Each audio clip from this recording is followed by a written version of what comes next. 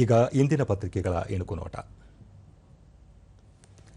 ಜಾತಿ ಗಣತಿ ಭವಿಷ್ಯ ಇಂದು ಸಚಿವ ಸಂಪುಟ ಸಭೆಯಲ್ಲಿ ವಿಸ್ತೃತ ಚರ್ಚೆ, ಮುಂದಿನ ಹಾದಿ ಬಗ್ಗೆ ತೀರ್ಮಾನ ಸಂಭವ.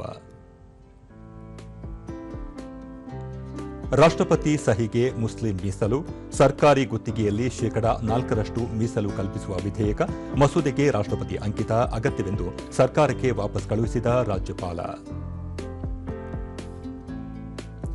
ಮೊದಲ ಬಾರಿ ರೈಲಲ್ಲೂ ಎಟಿಎಂ, ಮುಂಬೈ ಮನಮಾಡ್ ಪಂಚವಟಿ ಎಕ್ಸ್ಪ್ರೆಸ್ನಲ್ಲಿ ಆರಂಭ.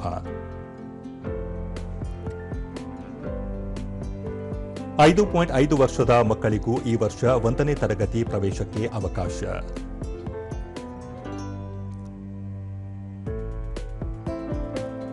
ನ್ಯಾಯಮೂರ್ತಿ ಬಿಆರ್ ಗವಾಯಿ 52ನೇ ಸಿಜೆಐ, ಹಾಲಿ ಸಿಜೆಐ ಖನ್ನಾ ಶಿಫಾರಸು, ಮೇ 14ರಂದು ಪ್ರಮಾಣ ಸ್ವೀಕಾರ ಸಾಧ್ಯತೆ.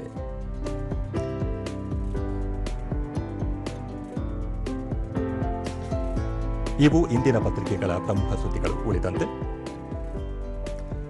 ಬಿರುಸಿನ ಮಳೆ, ಹರುಷದ ಕಳೆ.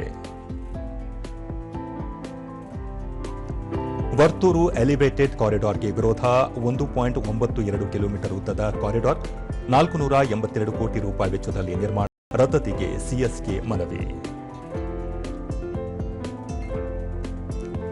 ಚೀನಾ ವಿರುದ್ಧದ ಅಮೆರಿಕ ಪ್ರತಿಸುಂಕ ಶೇಕಡಾ 245ಕ್ಕೆ ಏರಿಕೆ. ಕೊಳವೆ ಬಾವಿ ಕೊರೆಯಲು ನಿರಾಪೇಕ್ಷಣ ಪತ್ರ ಕಡ್ಡಾಯ, ಅಂತರ್ಜಲ ನಿರ್ವಹಣೆಗೆ ಕ್ರಮ, ಉಷ್ಣಾಂಶ ದಾಖಲೆ ಪ್ರಮಾಣ ಹೆಚ್ಚಳ.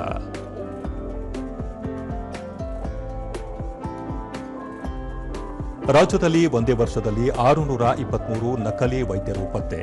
ಕೋಲಾರ, ತುಮಕೂರು ಜಿಲ್ಲೆಯಲ್ಲಿ ಅತಿ ಹೆಚ್ಚು. 163 ಕ್ಲಿನಿಕ್ಗಳಿಗೆ ನೋಟಿಸ್, 193 ಕ್ಲಿನಿಕ್ಗೆ ಬೀಗ.